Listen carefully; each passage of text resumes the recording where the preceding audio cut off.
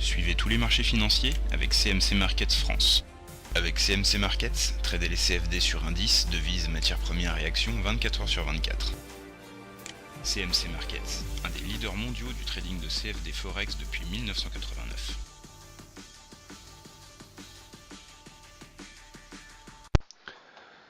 Salut, c'est Trado. Voilà la vidéo de mise à jour pour l'or et pour l'argent en euros en unité de temps hebdomadaire puisque nous sommes le week-end. Alors malheureusement, pas grand-chose à se mettre sous la dent.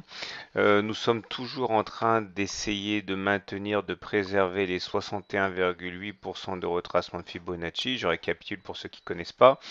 On a eu une hausse très conséquente de 2008 à 2011 et comme d'habitude, hein, les arbres ne montant pas jusqu'au ciel, on a consolidé par niveau, d'abord les 50% et puis là maintenant ça fait un mois qu'on défend le niveau des 61,8% de retracement de Fibonacci et même si en séance on perfore ces niveaux, en clôture c'est maintenu régulièrement. Il est vrai qu'on est également soutenu par la médiane ici de la fourchette d'Andrews et tant qu'on se maintient au-dessus, eh bien, on pourra envisager de faire des rotations entre la médiane et la partie haute de la fourchette d'Andrews. Par contre, si on casse en clôture cette médiane, c'est bien le bas de la fourchette d'Andrews qui risque d'être visité.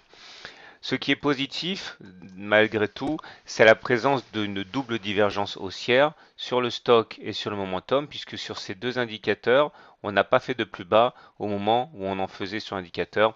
Ça montre que les possibilités de rebond sont importantes.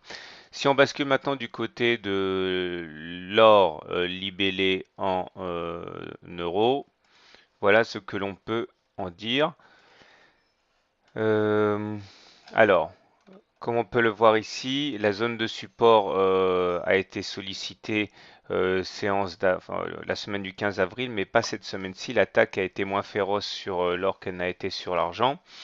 On remarquera également un autre signe assez positif, c'est le fait que la bougie, alors ça se joue vraiment sur l'épaisseur du trait, hein, mais on est dans une situation où on a un quasi-harami haussier ici sur l'or libellé en euros.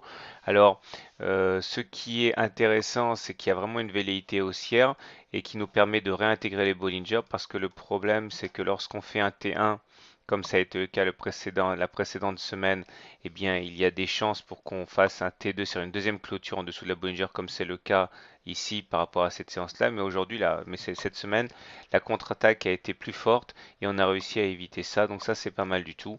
Et puis, il y a quand même du terrain qui a été gagné cette semaine, hein. On le voit à la couleur de la bougie. On a clôturé plus haut qu'on a ouvert. Donc c'est relativement positif. Mais tant qu'on passera pas au-dessus de la moyenne mobile à 20 semaines, ici on sera de toute manière assez vulnérable, hein. Donc même si l'attaque n'a pas été aussi violente sur l'or qu'elle l'a été sur l'argent, je suis quand même relativement méfiant par rapport à cette zone de support. Elle risque d'être une fois de plus sollicitée cette semaine ou la semaine prochaine. Voilà, je vous souhaite une bonne journée, de bons trades et à la semaine prochaine et à lundi pour une mise à jour. CMC Markets, un des leaders mondiaux du trading de CFD Forex depuis 1989.